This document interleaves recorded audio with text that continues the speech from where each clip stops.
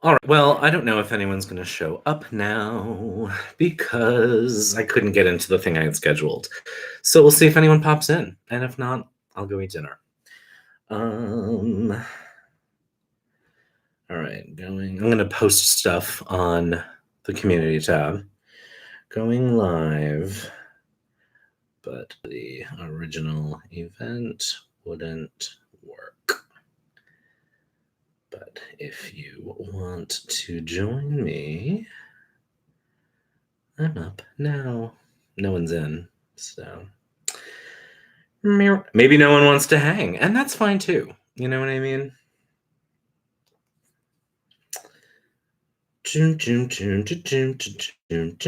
Let's post this on the Insta, just in case.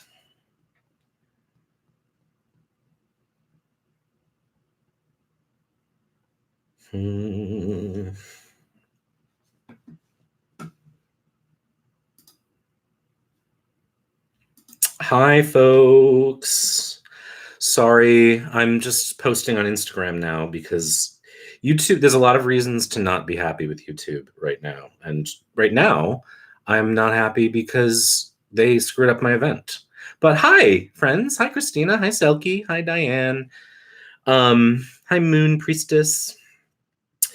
Let's just get this posted up on the gram so that if we have other friends who want to join, they will be able to. How's everyone doing?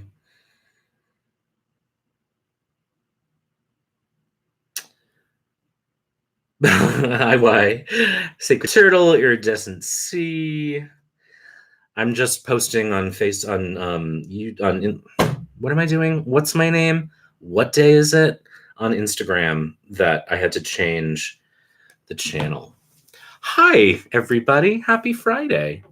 How's it going, Sweet Dark Storm? Oh, that's a fun name. I love a good storm. Here we are. We have some folks joining, and we're hanging out. And I have a cocktail here because it's Friday night. Not that I need a Friday night to have a cocktail, but you don't need a cocktail. You can have whatever you want. You can have tea. You can have chocolate. You can have nothing. You don't have to do anything you don't want to do.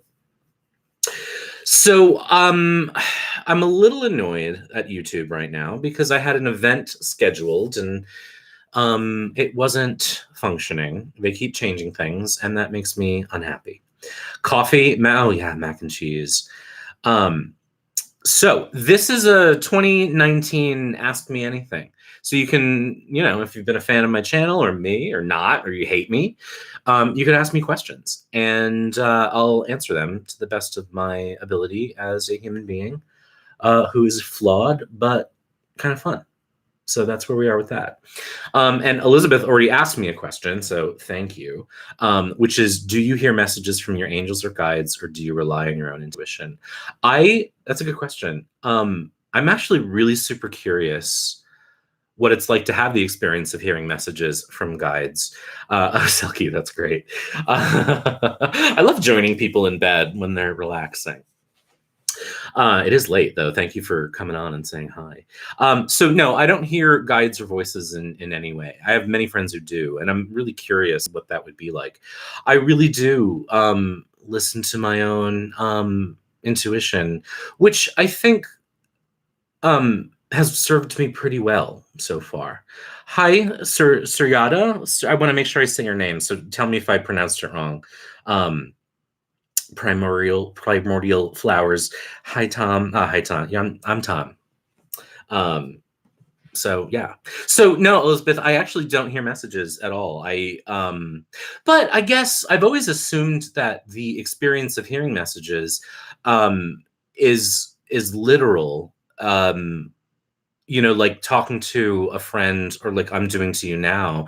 And maybe that's not what it's like for folks. And I'm curious if anyone watches this back to know if you really hear a dialogue. Because when I do lay out cards, I get a message. I understand text in a sense. It's a language that I read. It sometimes takes some working out to fully translate that into something coherent, but maybe that's what that's like. I actually have never thought about it that way. That's a good question. Christina asked, how much of accepted definitions of the cards do you use when reading, and how much do you rely on intuition? Ooh, that's a good question too. I really like that question. And I'm trying to formulate my answer. So I have a foundation that I accumulated from reading a lot of books. The first book that I ever read on tarot was not super helpful. It was very Golden Dawn, and I didn't get that. And then I read like a Tarot for Dummies book called the Everything Tarot book by MJ Abadi. And then I read 78 Degrees of Wisdom, and I read a bunch of other things, Mary Kay Greer's book, Tarot for Yourself is Mary Kay Greer's. Tarot, Your Everyday Guide by Janina Renee was another one. And so I started to absorb the definitions that way. I actually had a spiral steno notebook that I made notes in. And I just absorbed that over the years. And then when I started learning to read pips, I absorbed that to a numeric system for working with the pips. And so that's my foundation, and I really rely on that. But what I have discovered over the years is that the cards are more than the meanings that we read in books or that we've assigned to them. And for me now, it's really become about the dance or the dialogue of connecting with what do those meanings do when they work together. So like, here we go. Let's try it together. So I've got this is the Lightseers deck. This is the 8 of Swords, Temperance, and the 5 of Wands. And so I know, let's just work with the 8 of Cups, the 8 of Wands rather, or sorry, Swords. None of those are the 8 of Wands. Let's go like super Rider-Waite-Smith kind of traditional, right? So 8 of Swords traditionally has to do with being stuck in your mind, maybe being trapped. You can get out, but you're kind of stuck there. Temperance has to do with balance. Traditionally, I like to think of it as moderation. And then the 5 of Wands is often about conflict. Sometimes playful conflict, sometimes really passionate arguments, sometimes actual fighting, conflict within a group. And that's like super basic, right? So like everything, those are my keywords, right, that I learned 100 years ago. So now what I have to do is figure out how these dance together. So I've got the 8 of Swords, so we're stuck in our mind, and then I have Temperance as balance and like moderation, and then the 5 of Wands is all this conflict. And so I have to make that make sense. One of the things that helps me make sense of it is usually the question. And I talk about this so much, so you're probably sick of hearing me say it, but like, if the question is, what's going on in my love life? That's going to help me find a different dance here than if the question is, will I get the job? So if the question is like, what's going on in my love life? Then I have someone who's stuck in their head and they're actually, they're balancing too much. They're like working too hard to create stasis or balance, and it's creating conflict in the relationship. For example, I mean, that's really fast. If it's, will I get the job? Probably not, because they are getting caught in their head. They're trying too hard to be conciliatory, and that's going to turn off the hiring manager, for example. So that's super quick, and I would spend much more time sort of ingesting and looking and exploring. But so for me, it's a dance between the meanings that I have as a foundation for the cards and how they work together and how they dance with the question. And there are times where like the image speaks louder than the meaning that I've assigned to it. There are times where I'll discover a meaning for the card that I've never really thought of before, but that when I think about the card, it makes sense. And what I think about it as is I really try to listen to the cards and to like get my own ego out of the way, which is considerable and not easy for me to do. But I try to sort of say, okay, talk to me. How do these things work together?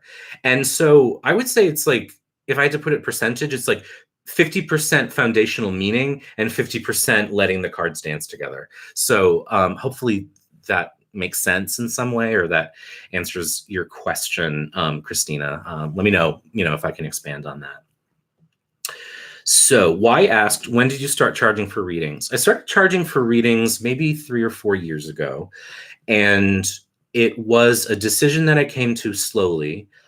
I had been doing this channel, and I would occasionally get requests from people who viewed the videos, and often from friends.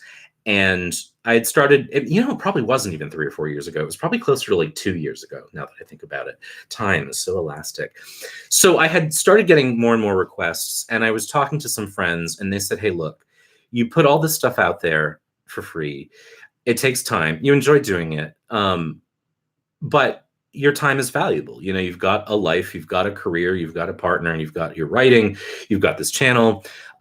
You probably should start thinking about asking for something back, for the time that you give. And I would say, I've been reading since I was 19, so that was like 20 years ago.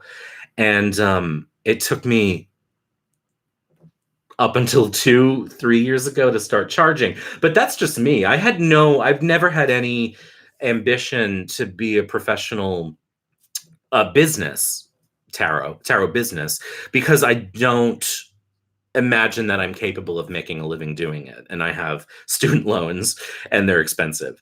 But I started charging for readings because folks said to me, hey, I think it's time for you to start taking care of your financial well-being as well as your emotional well-being. So that was what made that decision for me. And so it's only been about 2 years, 3 years, maybe. And I don't advertise. I have this channel. I sometimes throw a thing up on Instagram. So I'm not like a great business person, although one of my goals for 2020 is to just improve my branding, because it's kind of a mess. So, hi, Ouroboros. So your question, Natalia, how do you synthesize 3-card readings so eloquently the way you do on Instagram? Well, thank you for the word eloquent. I will say this. Part of why they seem eloquent is because you are not witnessing me work out the math. I just did an example with 3 cards and pretty quickly got answers. But when I do a reading on Instagram, it's a balancing act of trying to do something really quick and say, okay, I'm not going to overthink this, but trying to parse something that makes sense and that is somehow actionable, or something that you could try to do that day or meditate on that day. And it's an interesting thing, because it's actually a way I don't like to read, because there's no real question. There's no real bounding box. So I would prefer that question if it were something like, what's my mission today in my relationship with my partner? What's my mission today in developing my skills? What's my mission today in this meeting with my boss? But because it's an Instagram reading, I keep it super general. And I do hear from people like, oh, that kind of touched me today. Thank you for that. But it's about coming up with a sentence that makes sense given the cards, and that I feel like it has some kind of relevance to just being in the world. But because it's Instagram, I can sort of finesse the language, and that, sometimes those readings take me 3 minutes, but most of the time they'll come closer to like 10 minutes for me to sort of come up with a pithy, concise, terse, cool sounding sentence. And so that's one reason why I love written readings, because I can make myself seem so much cooler and more concise, because I have the time to edit and refine and choose my language carefully. If you watch me speak in these videos, you know that I'm not naturally a concise, terse speaker. So, but I am going to do a video. I saw your suggestion, Natalia, and I am going to do a video of some examples of how I actually tease out those answers on Instagram. And it really is something, it's a combination of things, but oftentimes what I'll do is I'll look for the main player and the main action. So if we go back to the 3 cards that I was just looking at, we have the 8 of Swords, Temperance, and the 5 of Wands. And I look for who seems the most active sometimes. And in this case, the 5 of Wands is the most active. So that might be my action, my verb. And then the Temperance card is actually the biggest figure, but the 8 of Swords is the most sort of arresting. And so the 8 of Swords becomes my main character. The action becomes the 5. And then this is sort of like an adverb or an adjective or a carrier. And so that's one way I do it, is I actually think about the cards like grammar, and I say, okay, who's doing the action? What's the action, and how are they doing it? That's one thing that's common for me, because I'm a writer, and so that makes sense for the way my brain works. All right. So for folks who have joined, we're just doing a little Ask Me Anything, and I'm going to chat and answer questions until I get a sore throat. I just answered that. So Primordial Flowers Tarot asked, do you think there has been a practical application for the wisdom that has emerged for you via tarot? Any notable positive changes to your practices or behavior? It's a good question. If I'm understanding it right, it's sort of like, how has tarot affected my life? How has it changed me in a practical way? And tell me if that's not right, but that's how I'm reading it. So I'm going to answer that, because we're not face to face. I became much more active as a human being because of tarot. And that's probably the most practical thing that has happened for me, is that I came up in a faith tradition that was very passive. And there was a very like, let go and let God. It's all for the best. If it's going to happen, God's going to allow it to happen, sort of thing. And I don't know if the purpose of that is to make people passive, but it made me very passive. And it made me feel like I was sort of I had no agency. I had no power over my own existence. And when I discovered tarot, I realized that I could actually impact, and I could find out why something wasn't going to happen, or what could make it happen. And it helped me become much more active in my life. And it really was life-changing. I think that I never really had a super spiritual relationship to the cards. So I always had kind of a practical view of them. And over the years, it's gotten much more so. But it really has, I mean, that's the most obvious thing. It's also, it's also brought me in contact with amazing folks. So like, that's been a practical thing in my life too. That's really been huge. Moon Priestess Lucy asked, as I understand, Tom Benjamin is your name for the tarot world, and then you have shared name. What made you create another name, and do you have a preference today? I started a name because actually when I was working, I wasn't working, when I was reading, I need a sip, sorry. Vodka martini, very good. Too much vermouth, slipped when I was pouring. When I started practicing and reading for others, I was reading for the American Tarot Association for reading networks, and you needed a handle, you needed a moniker. And so I wanted something that was very like me, that was like, I'm not very creative in the way of like coming up with fun names, you know what I mean? And so basically I took my middle name, made it my first name, and my first name became my last name. I actually don't mind. It's weird. I'm gonna like transition more Tom Benjamin stuff as a brand next year, but you can really call me whatever you want. One of the other reasons I did is because of my family and having a corporate job.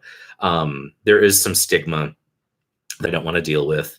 My dad worked for the church, it still does, and so I didn't want to like cause problems for him.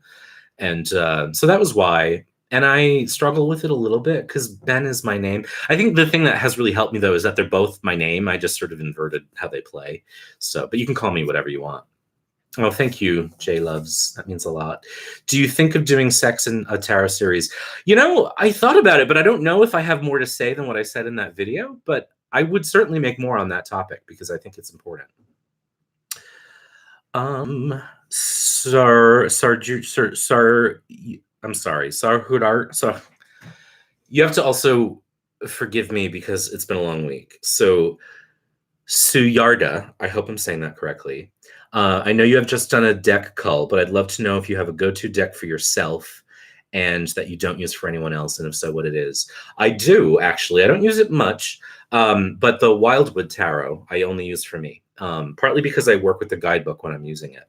And I don't read for myself a whole lot, but not last November, but I think the November before, when Kelly was doing the Into the Wildwoods, I grabbed that deck and worked with it. And I had some really powerful experiences with it. And my grandfather had just died, and sort of the ancestry of my family was really interesting to me. And I wasn't close to my grandfather on my father's side.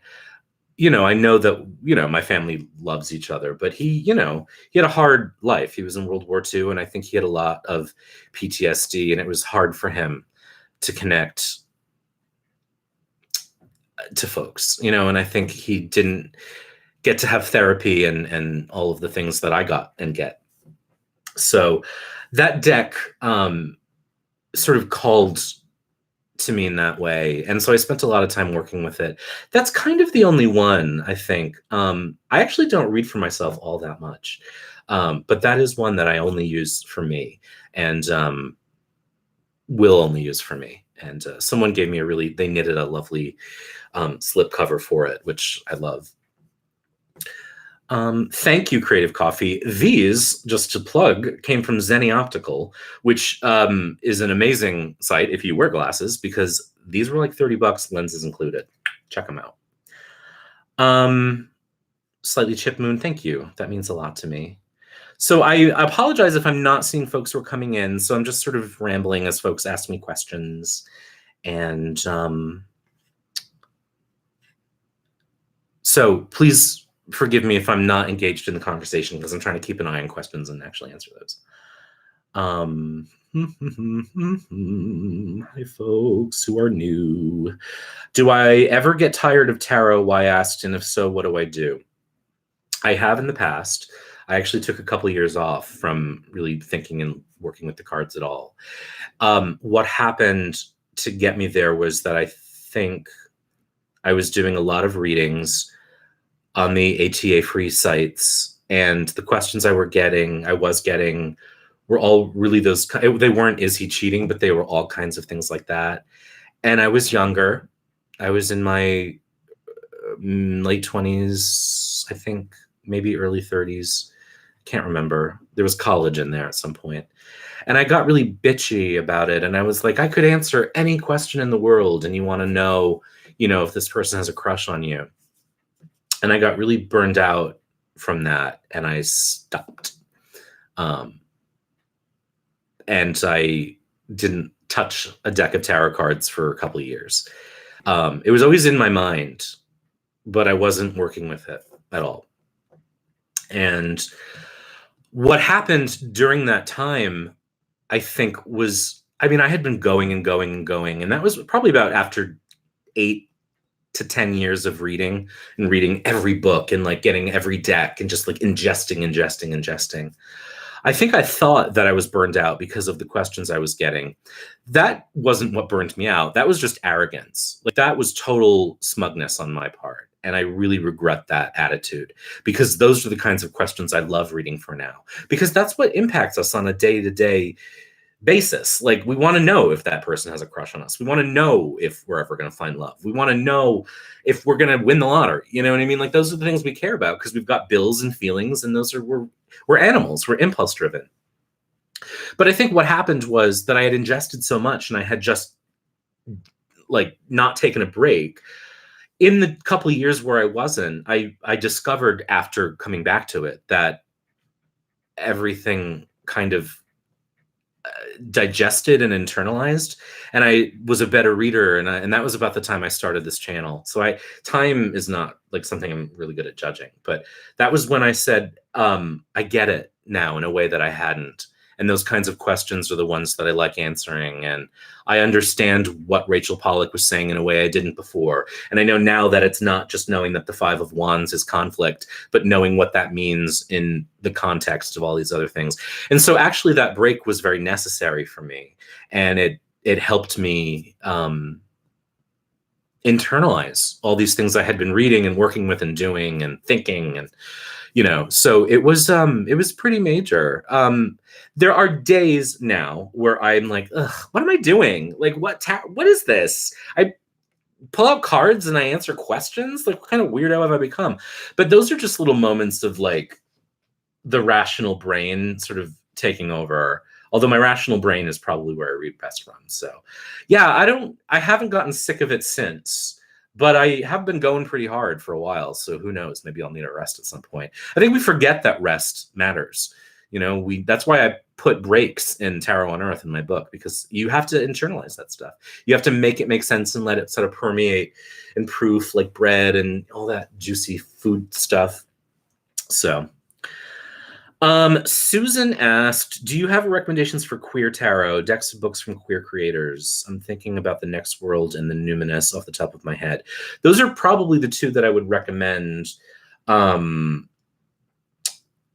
trying to think. The Urban Tarot, I believe, was created by a queer deck maker. That's Thothi, but that, I believe, was created by a queer person. There's a book called Queering the Tarot, which I have not read. I think there's a real opportunity, actually, for queer creators, really anyone who isn't, in the sort of category of colonizer, to use a loaded word. So the Numinous, the Next World, the Urban Tarot, books. I'm not sure about books other than Queering the Tarot. I think there's an opportunity for something there. Seth, who is on Instagram as Coming Out Tarot, has a channel that you can check out. And he's doing a lot of interviews with folks who are queer or queer adjacent in the tarot world. And his whole kind of MO is really tarot for queerants. So he's someone that I would check out. And if you have recommendations, put them in the chat, because I do think that there's a place for that. And it's not, a lot of us in the community are queer, and we don't really have a lot of representation in our own world. Thank you, Creative Coffee. It's helped me a whole lot. Hi, Elron. Joshua Hayworth asked, do you read for yourself often, and would you allow an overtly negative reading to affect you personally? I don't read for myself very often, and I probably would allow a negative reading to get to me, which is one reason why I don't read about stuff that makes me anxious. I am a natural pessimist. And so the other thing that happens is, even if I were to get a reading that was really positive, I probably wouldn't believe it, because good things are for other people. Now, I'm partly joking, but that is a sort of an internalized thing I've dealt with in my life, that like other people get good stuff, I'm sort of just screwed. But what I will say is that when I do read for myself, I always work hard on the quest, or I always try. I don't always succeed to come up with a question that is really what I want to know, so that I don't let the cards make me downward spiral, And so I did a poll the other day. I think it was Thanksgiving, actually. And it was just one of my Instagram things of what's today's mission. And it was like these two cars were coming to each other. And I thought, oh my God, it's a holiday. There's like drunk drivers. I'm going to get in a horrible car accident. And that's what this is warning me. But that wasn't the question. The question was, what's the mission? And I came up with kind of an innocuous answer. But I did make sure I was more alert when I was driving that day, So I think having a really well-defined question can prevent you from getting yourself into a state with a reading that's a little negative. Because if you have a question, I am a firm believer that the cards drawn always answer the question that you asked. And so if you have a really good specific question, I think it can often prevent you from freaking out if you get negative cards. Not always. I mean, if you're given to anxiety, as I am, something is going to set you off at some point, but it definitely helps. Creative Coffee asked, do you see the cards themselves as just paper and ink, or do they hold energy for you? This is going to be a really unpopular answer, and I'm sorry, but I do see them as paper and cards. I think the energy comes from the humanity that we endow with them. They are often not very environmentally friendly products. They're laminated with chemicals and inks, and paper bleaching is very bad for the environment. And so I think if cards were imbued with energy from the factory, there'd be a lot of bad juju in them. And so what I think is that we are the conduit. The cards help us, but I don't necessarily feel like the paper and ink has a spiritual quality. I do think, though, that anything can be impregnated with energy if you want it to. And so I don't actually clear my cards or consecrate them in any way, but I think that you can imbue them with your energy if that's important to you and if you feel that. So I personally don't think so, but that doesn't mean I'm right. It just is how I've come to think of it. I will get the same quality of reading whether or not I've consecrated a deck in some way. And I do try to think of them in part too, because like if a deck I really love got destroyed somehow, I'd be kind of gutted if it had some kind of supernatural energy, you know what I mean? Like it's hard enough for me to deal with letting go of things in life, but you know, if it had sort of an anthropomorphized quality to it, I think I'd be really feel terrible if something happened. Stephen, and if I missed you, please let me know. Stephen asked, what kind of learning process do you recommend for picking up tarot? It's an excellent question. I think what I would recommend is that you pick a couple books by authors who spark something in you. There are many. Ask for recommendations. But honestly, what I would do if you can is go to the bookstore and just read some descriptions of cards and see if they connect to you. Make a notebook or a journal or a table, a spreadsheet, and sort of say, okay, here's this card. Here's what Rachel Pollack says. Here's what Janina Renee says. Here's what Melissa Chinova says. Here's what Robert M. Place says. And then you start to kind of like pull for yourself the keywords and phrases that feel right to you. And study that for a little bit, you know, study your final list and then put that away and play. Do readings for others, do readings for yourself, do readings for fairy tale characters, and just get in the sandbox. And I think that where folks get stuck is in the book and the meaning. And where readers really come into their own is when they've put that inside them, they've eaten that food, and then they let it do its work of giving you nutrition. But you pull the cards out and you just lay them out and you do quick 3-card spreads and you just say, how do these keywords and phrases make sense together? How do they make sense in the question? What happens if I change a card in the spread? How does that change the answer? What happens if I change the order? And just think of it as a game that you're playing, because tarot started that way. And this is sort of the adult learning part of me. You have to make space for yourself to fail and fuck up and feel bad about it and then try again. And luckily, when you're learning tarot, there's no governing body that says you're out of compliance. You know what I mean? So you get to do that. It's safe. And so, you know, do that on your own for a little while, read for friends for a little while, then go into the reading exchanges on Facebook or wherever and experiment with folks and say, hey, you know, what do you think about that? And really just enjoy it. And one thing I want to say too, for anyone who's learning, who's new or intermediate, is that there is such a weird thing that has happened in the world where unless you're getting paid for something, you don't feel like it has value. And that's not true. There's no requirement that you go pro. I mean, Why asked me before how long it took me before I charged for readings. And it took me 15, 17 years before I took, and that was just my journey. But like, you get to be a tarot reader, even if no one's paying you to do it. It's not a validation of your skill. As I said in one of my videos, I've had a lot of readings from people who have no business charging. Enjoy the learning, enjoy the digging and exploring and getting messy. You know, find a partner to do that with. It's so much easier now with social media. So you don't have to have someone in your city that you need to meet up with. You can find people online and say, hey, can we play? Can we have a play date? Let's get out our cards and talk about them. You know, Rachel Pollack talks about the first time she worked with cards. She and her friend like went through and they said, oh, look, in the 10 of Pentacles, there's Odysseus.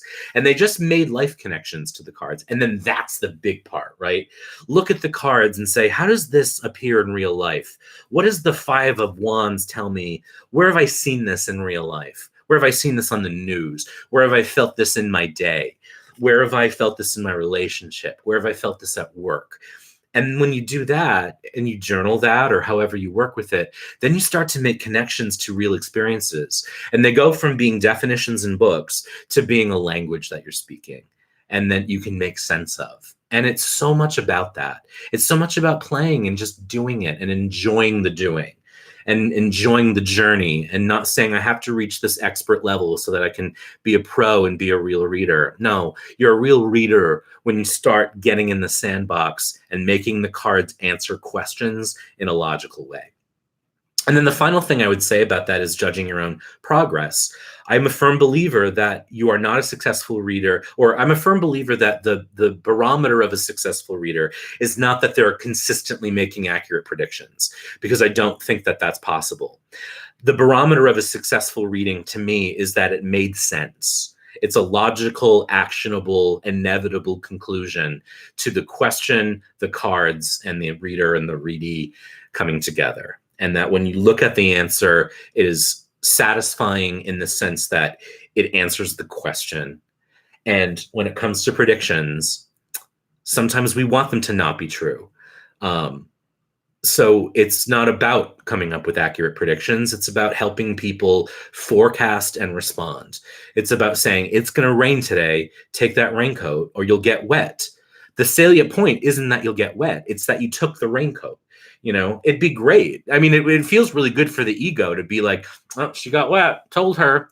That's not the point, though. The point is for her to not get wet. And you helped her achieve that by putting on a raincoat. You know what I mean? So that's really my kind of missionary pitch on how to read and learn and get good, is to do it. You know, Bob Ross, the PBS painter, said that talent is nothing more than applied interest. And what he meant was you get good at stuff you care about doing a lot. And it's brilliant. It's what Julia Child said. Get in the kitchen. And if you make a mistake, throw some parsley on it. Learning anything is that way. And that's what I would say. So hopefully that helps. Yes, Christina, you can call me whatever you want. I'm seeing a lot of positive comments, and I really appreciate that. I just want to make sure I'm getting the questions. The problem is I talk so much and the chat moves and I lose you.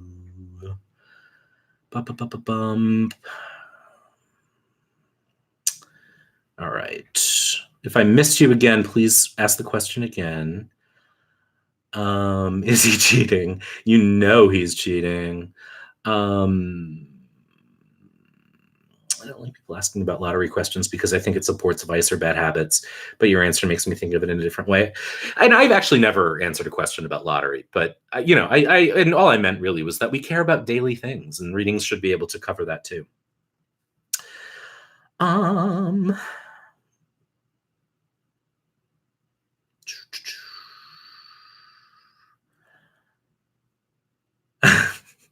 laughing at Elron because he's my co-class clown.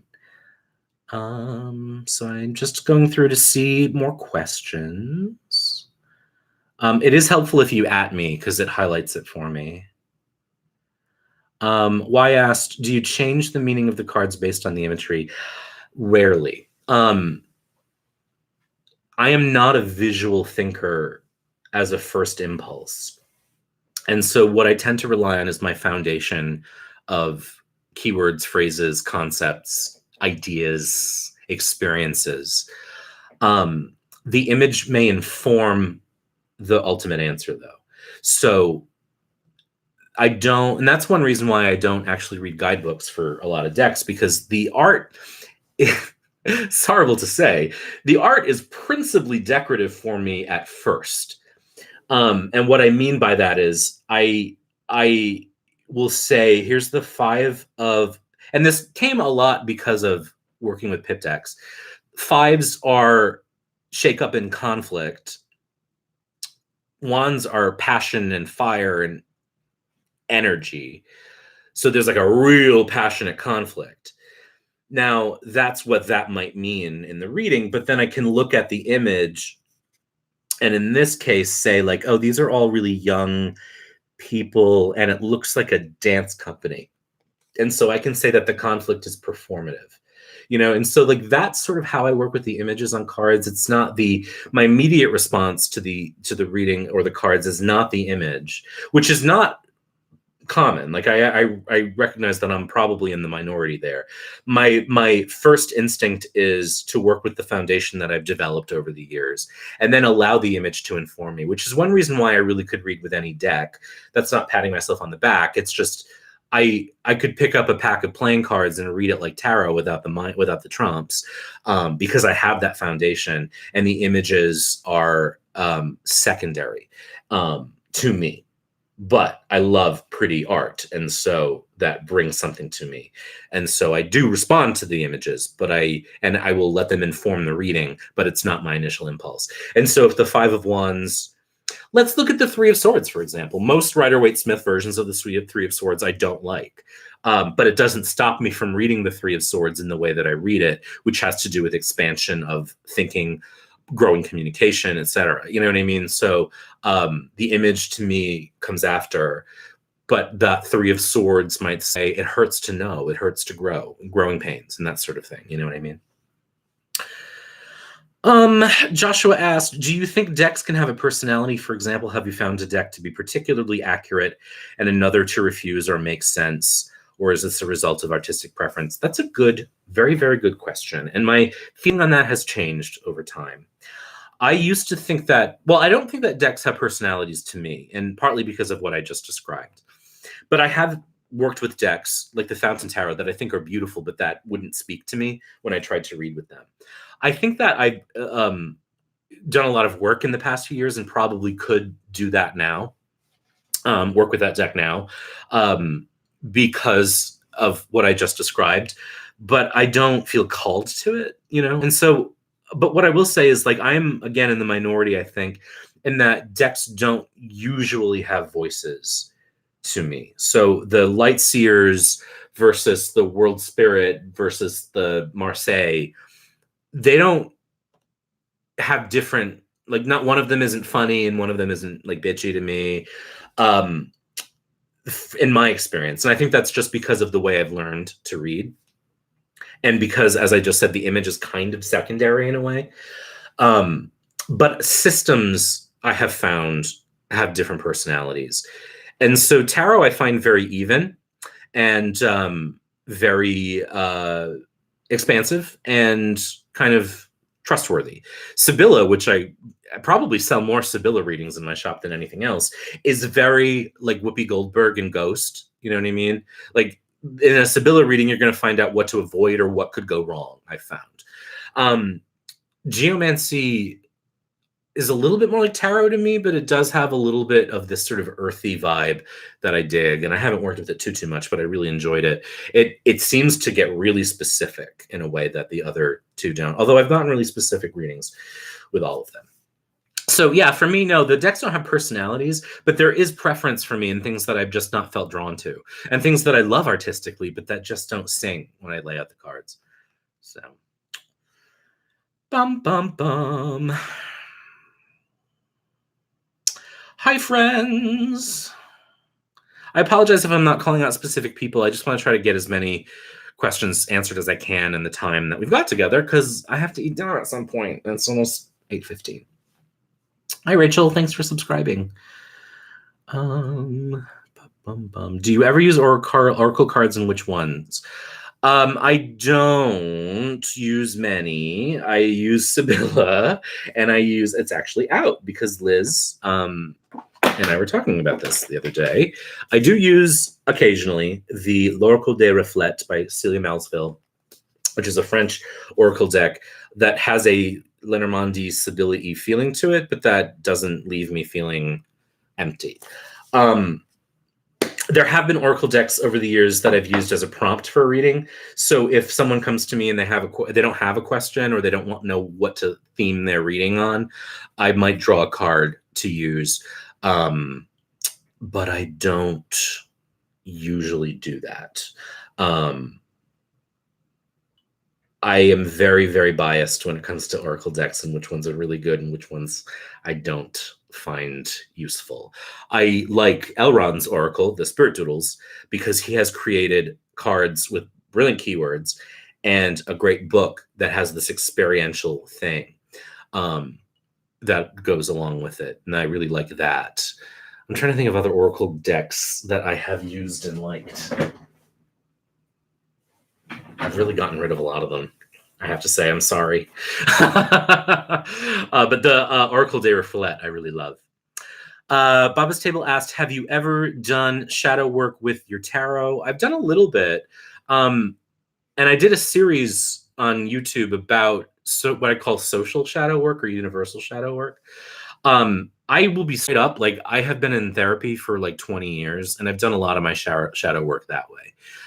So I haven't needed it, but I have found shadow and ancestral work to be an interesting way to explore our impact on the larger collective. And I've done a little bit of that. And if you're curious, I do have videos on that.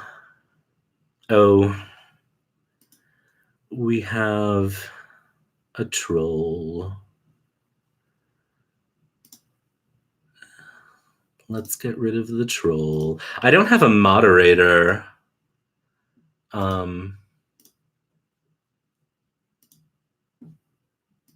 probably should.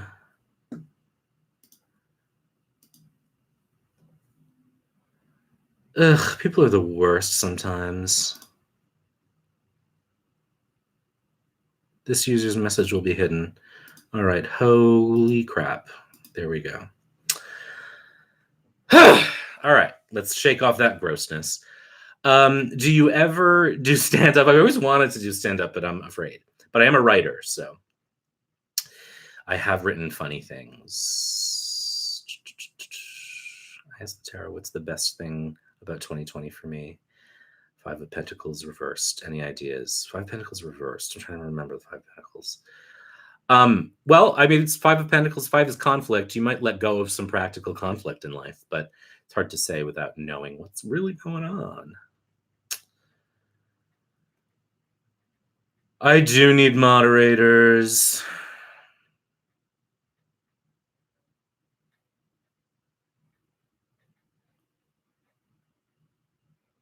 Thank you for reporting it. I do need a mod. Does anyone want to be a moderator for me?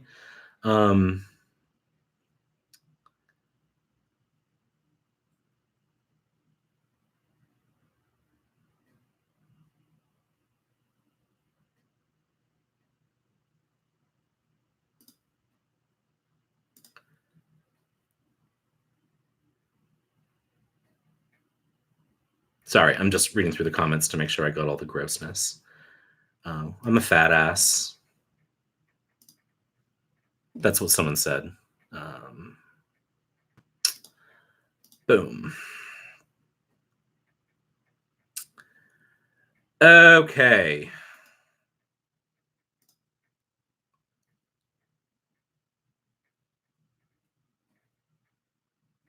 All right. Wise said he would be a moderator. Thank you.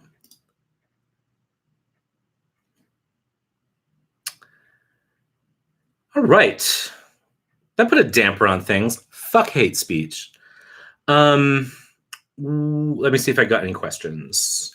Do you work with decks that have their own systems, such as the Wildwood Tarot? I have worked with the Wildwood Tarot. I only really use it with the guidebook.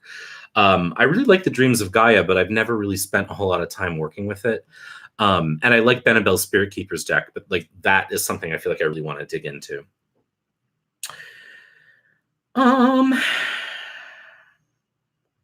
Elrond Spirit Doodles are the best, and I included them in my 2019 faves. Will you be having more discussions about sex and tarot? That's probably my most popular video ever. I would like to have more discussions about it. I don't know if I have anything to say beyond what I said there, but over time I might say more. Would you say Sibylla is more predictable? If so, is it the same as Lenormand or Kipper? I'm not a good Lenormand reader. I've taken a bunch of classes and I find it inscrutable. Kipper I haven't worked with too much. Sibylla, honestly, I did a video actually comparing the systems and the kinds of messages they got. I think, honestly, I sell a lot of Sibylla readings because it's novel and not a lot of people do it. I do get like a more like grim, not grim, more of a warning quality from Sibylla readings. Like, watch out for this. So Sibylla seems to read well when you're trying to figure out what to avoid. What in the corporate world we call a pre-mortem. So in the project management world, when you're doing a project, you sometimes do a pre-mortem where you try to figure out everything that could go wrong so you can prevent it. Sibylla seems to have the quality of wanting to do that. But I haven't worked with Kipper too much, and I've invested more time trying to make Lenormand make sense to me than I'm kind of embarrassed to admit.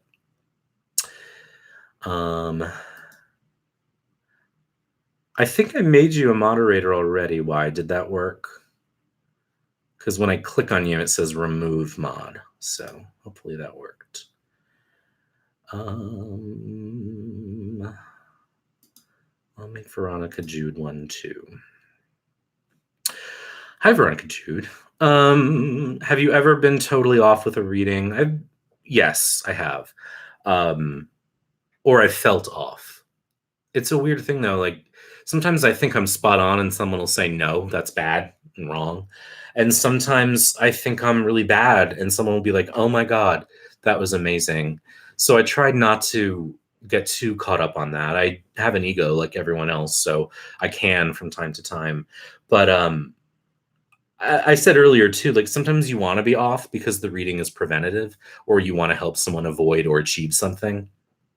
And there are times where you can be totally spot on, but the person you're reading for isn't ready to hear the truth because they have built up a protective wall around that. And so they'll say, no, I'm wrong, or no, you're wrong. And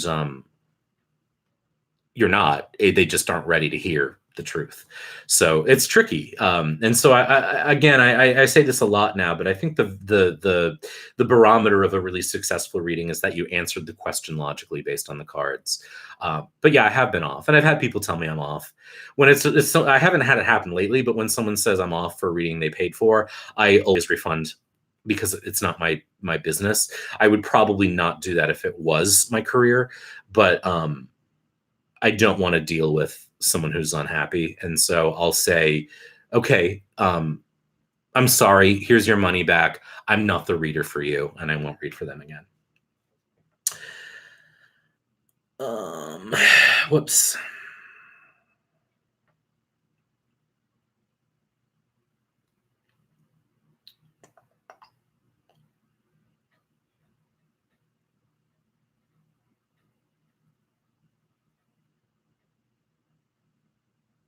Sorry, I always look like such a dope when I'm reading the comments. I'm like,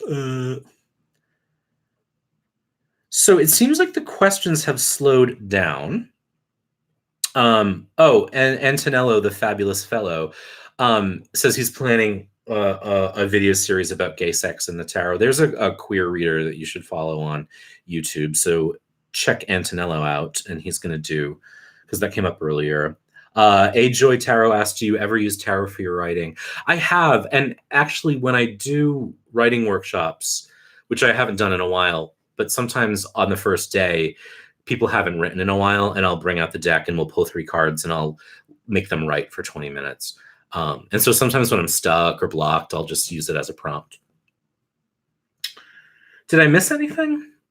It's probably good for me to start winding down anyway, because I'm very hungry and food is sort of assembled but not ready to go.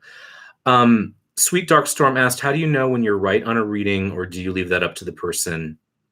I mean, do you need validation? I do need validation, and it's a struggle not to get it sometimes. It's an interesting thing. When you read for friends, you can sort of expect and get it. When you read for a client, it's not their job and it's really about them. I do want validation. I want to be told how great I am all the time. I'm a Leo. Uh, and I'm proud of what I do. So I want to know when it's impacted someone. But I do try to remind myself a lot that it really is about answering the question as best as I can and letting that be the barometer of success for me. And trying to focus on that as much as I can. And the reason that I do that is because when it becomes about me and what they say about me, I'm not thinking about the querent and their needs. And that's not ideal, right? So I want validation desperately, but I have to, whether they told me I'm great or whether they tell me I suck, I have to know that what is success by my standards is that I answered the question logically based on the cards. And that's like a mantra I try to repeat to myself, especially when I get down on myself. So yeah, I do want validation all the time. What's one uncommon use of tarot you have seen? For example, a friend told me about a DJ pulling tarot cards for her playlist. That's cool. I actually have not seen that many uncommon things with tarot. To be honest, I'm sorry I don't have a better answer for that. I'm trying to think of something. Yeah, I honestly can't think of anything uncommon. I mean, when you think about what we do with it and where it came from, that's kind of uncommon. Like, it was a poker game. I mean, a bridge game, the Taroki, and now we've made. I mean, the Golden Dawn was like practically a religion based on it. I do get hangry. I'm just not there yet. How often do I do? I actually don't do lives much. As you see, I'm not very experienced with them because I did not have moderators. I am often afraid of them, but I think in 2020 I'm going to try to do some more because I do enjoy this format and chatting with folks. Joshua asked, do you consider yourself to be religious in any way? And do you think the tarot is incompatible with Judeo-Christian religion, despite some of the traditional imagery? That is a good question. I do not think of myself as religious, but I came from a religious tradition that frowned on divination, and my mother is still very unhappy that I talk to the devil. I'm not making fun of her, but it does cause her anxiety, but I wish it didn't. I do not think it is incompatible with Judeo-Christianity if the practitioner is interested in the spirituality. If the practitioner is the business of Judeo-Christianity, then it is incompatible. And I will tell you why I think that. I think that religion, organized religion, this is so controversial, oh my God. I did write this in Tarot on Earth, so it's not like I haven't said this before. Organized religion thrives on its power over its subscribers, over its parishioners. They do not exist if ain't nobody filling the cash box on Sunday. Organized religion is one tool for accessing the divine. You, if you are Catholic, as I was, have a priest who is your intermediary. They talk to God on your behalf and translate the messages back to you. I believe that tarot cuts out the middleman and is a way of communicating with whatever the divine is directly in a shared language that you have both agreed to use.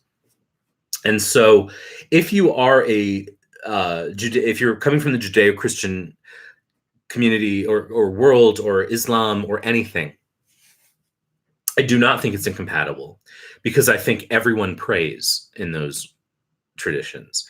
And if you want to get spiritual, tarot is a form of praying. It is a form of agreeing with the divine. We are going to share this language. It's not perfect because we don't know if we're right 100%, but we can usually feel it. And that's powerful. I think divination has largely been discouraged by the Catholic Church, for example, because it cuts them out. You are talking directly with the divine. You don't need them. And that means you don't need their blessings and you don't need to put money in their coffers, and they go out of business. And it is a business. That is less true with other groups because they don't have a central body. Catholicism is kind of the mega corporation of religions. In Judaism, for example, there are branches, but they don't have, there's no pope, there's no one leader. There are folks who follow, and synagogues and shuls that follow a path that's reform or orthodox or conservative or not. But and so that will depend on who you're talking to and what branch they follow. But again, an entity like a church or synagogue or mosque to exist and sustain and pay its mortgage needs people to pay for it. And so it is in the business of communing that tarot can cause conflict, or divination can cause conflict. But divination is in the Bible. Even Doreen Virtue said that. All right.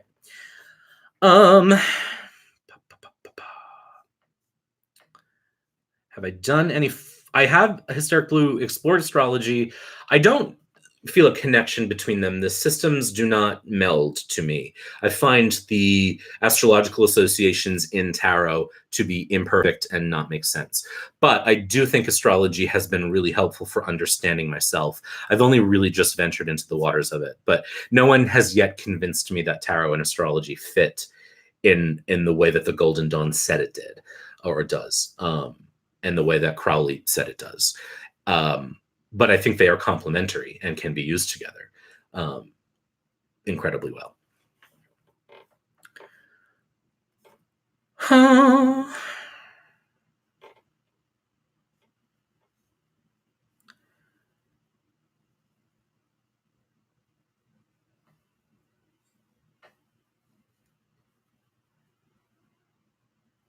One of the popes even had meditations on the tarot on his desk. Interesting. I didn't know that.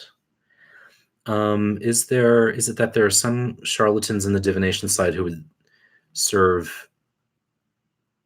The flip argument is that there are some charlatans in the divination side who would serve as the in-between man. Yes, we don't talk about that enough, actually. There's garbage out there in the world, and there are scammers in the tarot world. And actually, I think one reason why it's important to be really good at what we do before we start charging is because we're contributing to the reputation of divination. Thank you.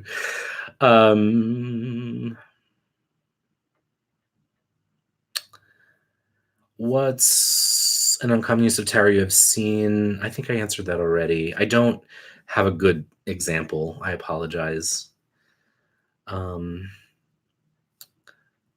All right. Let me just make sure that I have not skipped anyone. If I have, let me just give a minute for anyone I didn't answer to put in there. But I'm going to wind down because I'm hungry. I'm not hangry yet, but I'm making chicken soup with homemade noodles because I'm a badass. And cheers to that as I choke on my drink. All right, I'm not seeing any more questions come through. I feel like I will do this again at some point in 2020 because I did enjoy this and I like talking about myself and my theories. But thank you for joining me tonight. I hope this was fun. It was fun for me, aside from the fucking ridiculous trolls. But thank you to our moderators, now our new moderators. Make sure you come to every chat so I have you. Chicken soup and martini. Doing a video while I cook would be kind of fun, actually. I wonder what that would look like. Thank you all so much. I really appreciate you. And your comments are giving me life right now, and I'm feeling very warmed and fulfilled by that. So thank you so much. And let's do this again. Have a great weekend, everybody. Bye. Mwah.